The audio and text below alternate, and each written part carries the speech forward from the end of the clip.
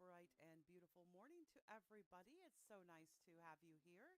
If somebody could do me a favor, put something in the chat that shows, kind of looks like my volume is turned way down. Let me try and move this up. What? Actually, let's do it this way. A better way to do it. Had some issues. Oh, okay. Let's see if that's any better. And okay. All right, let's turn the volume up here. One, two, three, four, five. Let's see if that's any better. Okay. Had some issues with my microphone this morning, so I do apologize, folks. Got on here, and for some reason, the microphone had disappeared, so I had to re-add it in. And let's take that out so I don't hear myself. All right, there we go. So first of all, welcome, welcome, welcome this morning. I think that should probably be loud enough. And yeah, so unfortunately, my dog's having a little bit of a coughing fit this morning, so we'll hopefully deal with that. Today, we are continuing in Genesis, and we are now on chapter 8, and we are going to be talking more about the flood. We started talking about the flood and about how it started, and we talked a little bit about the timing and things like that, but let's talk about what more details about the ark and more details about this. We do know that there are a couple of passages in the Bible that God spends a few chapters talking about. Obviously, at the beginning of Genesis, we were talking about the beginning of mankind and the beginning of the world. And that took up basically chapters 1 and 2, took up two whole chapters. What's interesting, though, is that the flood, which is kind of a reset of mankind and a reset of the world, we are now on to chapter 2 of that. Well, actually, really chapter 3, because we started with Noah in chapter 6. So 6, 7, and we are in 8. And this is going to go on into chapter 9. So the flood, very definitely something that was really important, and Noah being somebody who was really important. But we're going to see in some of the continuing chapters here that Noah was not perfect. And so we're also going to see, even though Noah was a very, very godly man and lived his life, he wasn't always perfect. And we're going to see how God can use imperfect people to accomplish his goals. But today we are in chapter 8, in Genesis 8. So let's get to it here, and let's see what God's word has to say for us in just a minute. You can have all this world. Give me Jesus.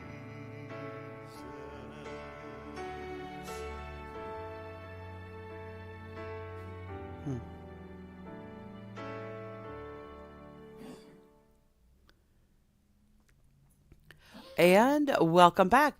If you do find any value in this content, do me a favor, click like, subscribe, turn on that notification bell so you do not miss any of my content.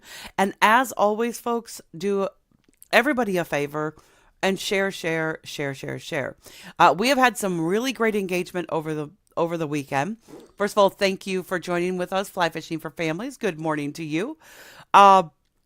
So we have had some really great engagement over the weekend about just some of the passages from earlier that center around creation. We are putting out videos over the weekend, not the long form, but just throwing out some of the extra shorts that we have every week. And then, of course, doing our regular 20 shorts a day on our topic from a few weeks ago. It brings people into the channel, which is awesome and amazing. And we get some really good discussions going on some of those shorts. Love to see more discussions even on the long form, though. If you are here and you are watching live, please just say good morning, say hello.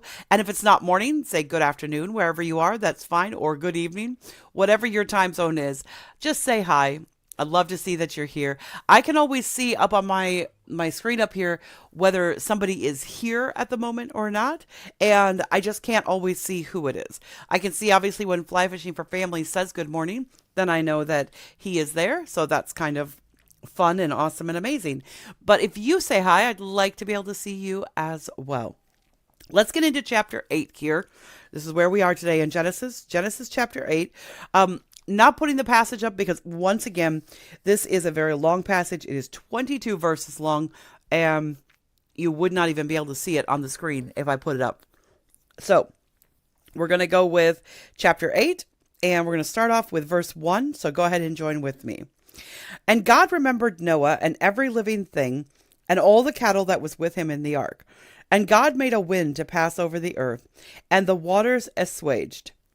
The fountains also of the deep and the windows of heaven were stopped, and the rain from heaven was restrained. And the waters returned from off the earth continually. And after the end of the 150 days, the waters were abated. And the ark rested in the 7th month, on the 17th day of the month, upon the mountains of Ararat. And the waters decreased continually until the 10th month. And in the 10th month, on the 1st day of the month, were the tops of the mountains seen. And it came to pass at the end of 40 days that Noah opened the window of the ark which he had made. And he sent forth a raven, which went forth to and fro until the waters were dried up from off the earth. Also he sent forth a dove from him to see if the waters were abated from off the face of the earth, or off the face of the ground. But the dove found no rest for the sole of her foot, and she returned unto him into the ark, for the waters were on the face of the whole earth. Then he put forth his hand, and took her, and pulled her in unto him into the ark. And he stayed yet another 7 days, and again he sent forth the dove out of the ark. And the dove came in to him in the evening, and lo, in her mouth was an olive leaf plucked off. So Noah knew that the waters were abated from off the earth. And he stayed yet another 7 days, and sent forth the dove, which he returned not again unto him any more. And it came to pass in the 601st year, in the 1st month, the 1st day of the month, the waters were dried up from off the earth, and Noah removed the covering of the ark, and looked, and behold, the face of the ground was dry. And in the 2nd month, on the 7th and 20th day of the month, was the earth dried. And God spake unto Noah, saying, Go forth of the ark, thou and thy wife, and thy sons' wives with thee. Bring forth with thee every living thing that is with thee, of all flesh, both of fowl and of cattle, and of every creeping thing that creepeth upon the earth, that they may breed abundantly in the earth, and be fruitful, and multiply upon the earth. And Noah went forth, and his sons, and his wife, and his sons' wives with him. Every beast, every creeping thing, and every fowl, and whatsoever creepeth upon the earth after their kinds, went forth out of the ark. And Noah builded an altar unto the Lord, and took of every clean beast, and of every clean fowl, and offered burnt offerings on the altar. And the Lord smelled a sweet savor, and the Lord said in his heart, I will not again curse the ground any more for man's sake, for the imagination of man's heart is evil from his youth. Neither will I again smite any more everything living as I have done. While the earth remaineth, seed time and harvest and cold and heat and summer and winter and day and night shall not cease. All right. So we have here the whole of where the ark lands and a lot of the details of what happened. So while we do know that it took 40 days from previous chapters, so we're going to start off with, let's look at our timeline here in Genesis 8. And our timeline started with, of course, the 40 days. We had the 40 days of rain, which we covered in chapter 7. And then in chapter 8 here, what's the most interesting thing about verses 1 through let's see here. Well, I think let's just start with verse 1 actually. I think this is what's most interesting, is this opening phrase of chapter 8. And God remembered Noah and every living thing. When it says here that God remembered Noah, I think that is a really interesting statement to start a chapter with, because it says that, God could have just put Noah into this ark, saved him, but just been like, okay, you're kind of on your own. Figure it out for yourself. But it's not like he put him in the ark and abandoned. So there are quite a few people who who have proposed the theory and proposed the idea that God created the world and then just took his hands off of it and left it in motion.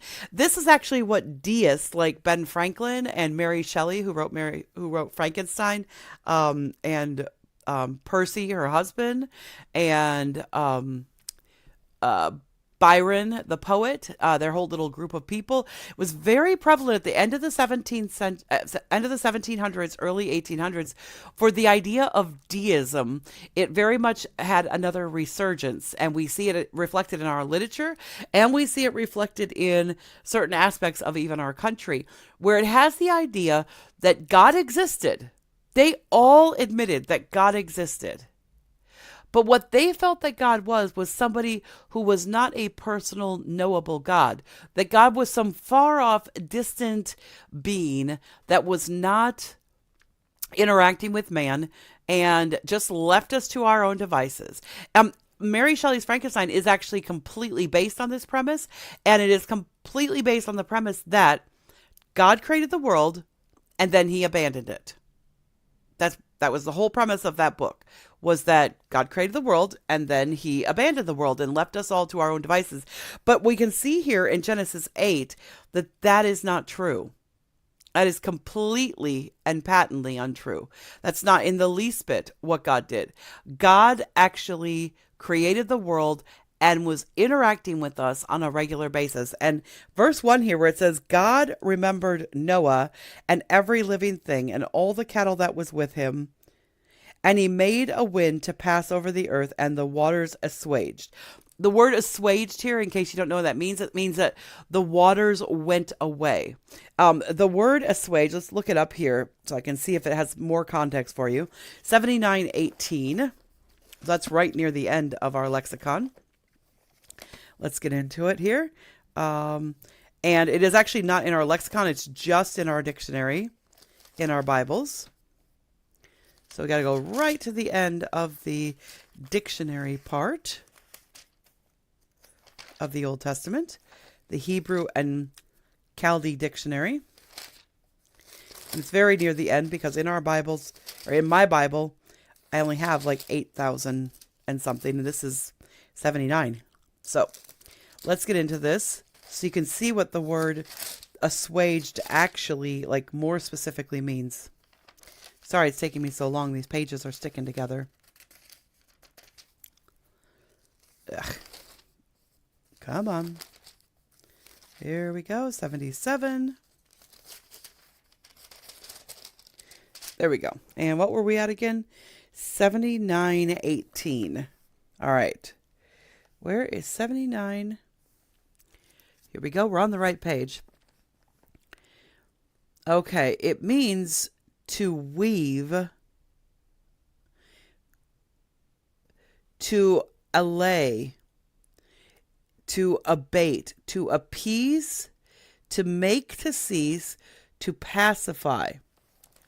So what it's saying here is to make it go away. And the waters, and God actually had to physically make the waters go away. It was not something that just happened naturally. Because when he released all the water that was surrounding the earth, it did not just naturally go away. God had to step in. God had to make the waters go away. So he did that. And he then goes on to describe it. And this is in verse 2. The fountains also of the deep and the windows of heaven were stopped, and the rain from heaven was restrained, and the waters returned from off the earth continually. And after the end of the 150 days, the waters were abated. And the ark rested in the 7th month on the 7th day of the month upon the mountains of Ararat. So we've got here in verses, so that's verses 1 through 3, that God is making the waters go away. So then verse 4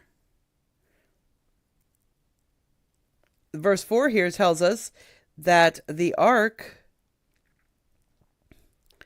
rested on the mountains. And that's what I find interesting. On the mountains of Ararat. And the reason that's an interesting way of saying it is because we actually have a Mount Ararat today, but it is one. And so people think, and many people have gone up onto Mount Ararat and have explored it and explored it and explored it, looking for remnants of the ark. I personally believe that the ark is completely gone and has been gone for millennia. And the reason that I say that is because one of the things that God has made really clear is that he does not like, and we see this in Exodus and we see this throughout other passages of scripture, God does not like us to create and put objects in front of him. So God does not want us to be worshiping objects instead of him or around him. No, God wants us to actually be worshiping him and him alone. And so I don't think that God actually preserves parts of him that we could worship in exchange for actually worshiping him directly. It's why I do not believe that the Shroud of Turin is actually that of Christ. It's why I believe that the Ark of the Covenant has been destroyed completely. At this point, I do not think that there are remnants like the Holy Grail. And the main reason for that is because God knows who we are. God knows that if we have objects to worship instead of him, that we will sometimes from a place of wanting to be good or wanting to do good, we will worship the object. So we will worship the created instead of the creator.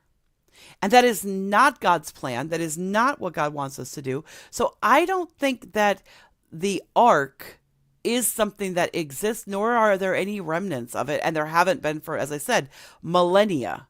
So I think that even though it says it rests on the mountains of Ararat, we have a Mount Ararat now, but I don't think it's anywhere there. I don't think it was even anywhere there. I think it was in that mountain range that contained Ararat. We don't even know that it rested at the top or at the bottom. We don't know because here's the thing. The waters had to go down. It could have very much been at the foot. It does not say that it rested. It says that the waters decreased continually until the 10th month. In the 10th month, on the first day of the month, were the tops of the mountains seen. That's some of the mountains. It does not. What you need to look at in Genesis 8 is that it's not actually all completely chronological. There's a lot of like going back and forth timeline wise and flashback and things of that nature. So first it tells us where it rested. So verse 4 is more about where did it rest. Then verses 5 and 6.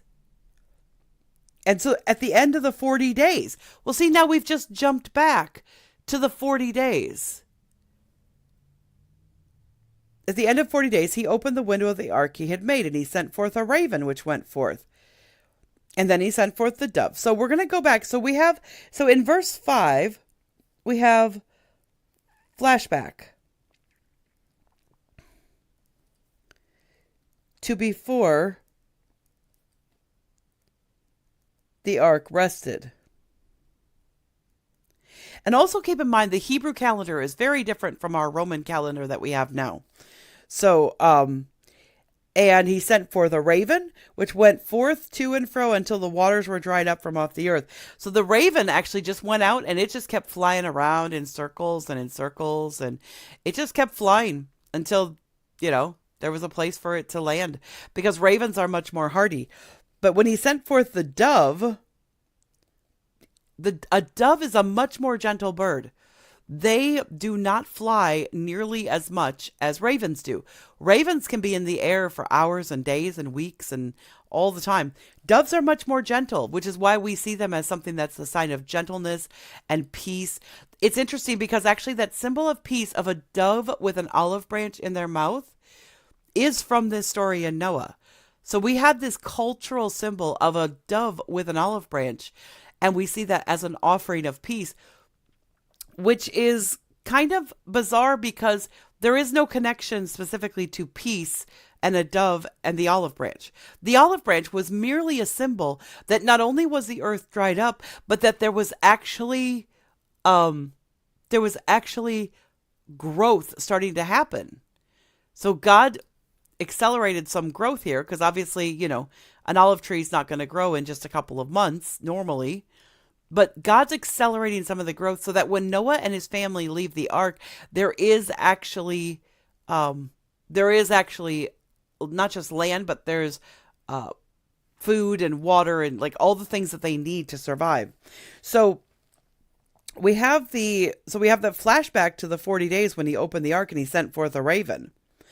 And until the waters were dried up from off the earth. So this is a flashback to before because obviously we just said the waters were dried up off the mountain. And so we're going with that flashback. And it says, it came to pass at the end of the 40 days, he opened the window. All right, so verses 6, this is actually verses 5 through, actually the whole section here.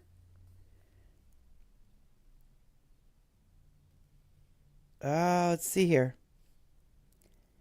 And sent forth the dove, which returned not again to him anymore. So verses 5 through 12, we have flashback to before the ark rested, raven released,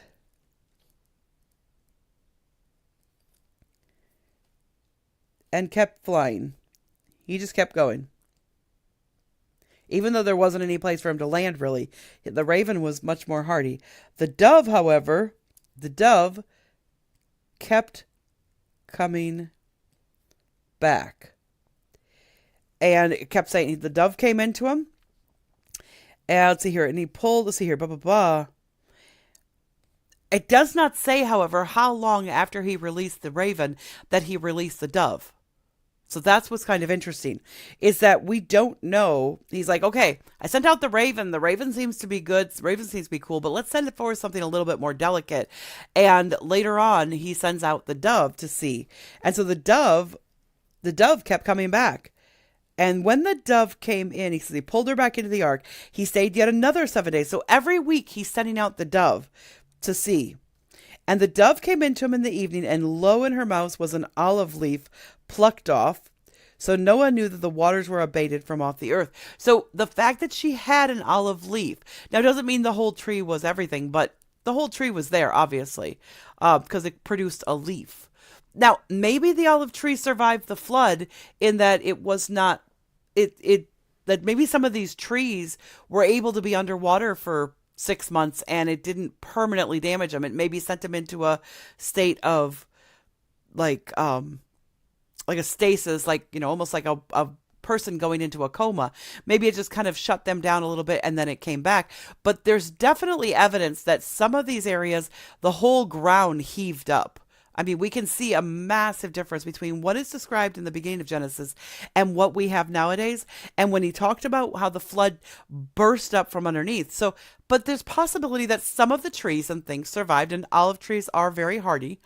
We don't actually know for sure whether a live olive tree can survive underwater for 6 months. It's not a test that's ever been tried because it'd be very difficult. First, you have to have a full live olive tree planted deep, and then you have to submerge it and leave it submerged for 6 months. So it's not the kind of thing that we've ever tried. It's a possibility, but then obviously the leaves would have all been gone off of it if it got submerged. So this could just be an olive tree that was there that survived the flood, and now it's starting to produce leaves again, and that's why the dove was able to come back with it. But even after she came back with the leaf, he stayed yet another 7 days and sent forth the dove, which returned not again to him anymore. Once he realized that when the dove left and didn't come back, what that signaled to Noah is that life was sustainable. So the dove could sustain itself, and the dove was a very delicate creature. So in verse 12, it came not back again. So actually, let's put verses 5 through 11 here. What I have in my notes, flashback to before the ark rested, raven released and kept going, dove kept coming back, and then verse 12, dove left and didn't return. All right. And then it just tells us, and then it's like, okay, now we're going to flash forward again. Because it doesn't even tell us how much time he waited beyond that. It does say in the second month, and then it says, it came to pass in the 601st year, in the first month, the first day of the month, the waters were dried up off the earth, and Noah remembered the covering of the ark, and looked, and behold, Noah removed the covering of the ark, and looked, and behold, the face of the ground was dry. So, in verse 13 here,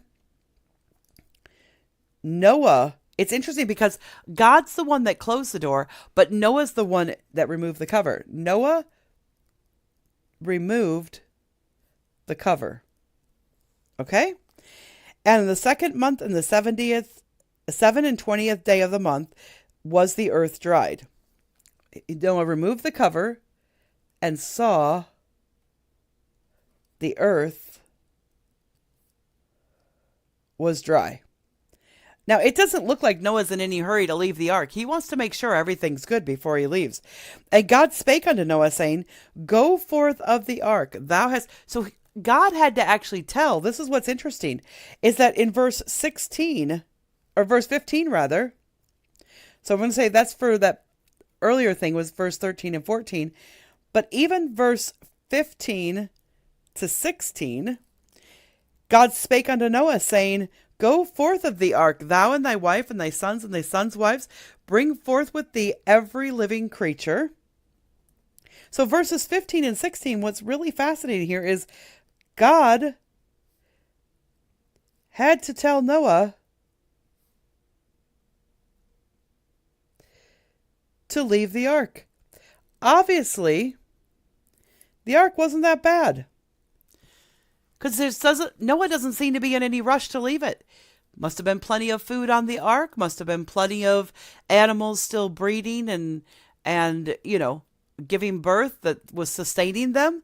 And he goes, Thy wife, thy sons, and thy sons' wives with thee, bring forth. And he goes, and I want you to empty it. So God finally says to him, Hey, Noah, here's your eviction notice. You got to get out of the ark. I helped you build it. I let it float, but day's done. You got to get out. So he goes, and bring forth with thee every living creature. So God had to tell Noah to leave the ark and to get all the animals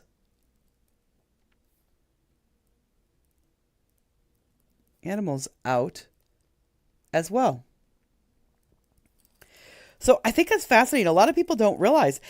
But the question is does he have to tell him that, or is Noah so used to God talking to him and giving him his next steps that he's just waiting? He's like, well, God hasn't said we're supposed to exit the ark, so maybe we're not supposed to. I'm just going to wait. And then God says, okay, Noah, time to go. And Noah does. All right. So, and that's what's interesting. So that's verses 15 to 17. And then in verse 18, Noah obeys. And as I said before, we see this in Noah consistently. God says, build an ark. Noah obeys. God says, go in, gather all the animals. Noah obeys. God says, go into the ark. And Noah obeys. All along the way, every time God says, Noah obeys. And that is consistent. Noah obeys God and leaves the ark. With his wife, his sons, and every beast, every creeping thing went forth. And what is the first thing that Noah does? As soon as he's out, the first thing that he does in verse 20, Noah obeys God. And the first thing Noah does once he obeys God is Noah worships God.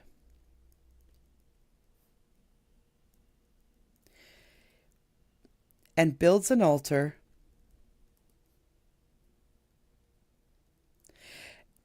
He doesn't first get out and have a party. He doesn't first start tilling the ground. The first thing he does, he obeys and then he sacrifices. He obeys and then he worships.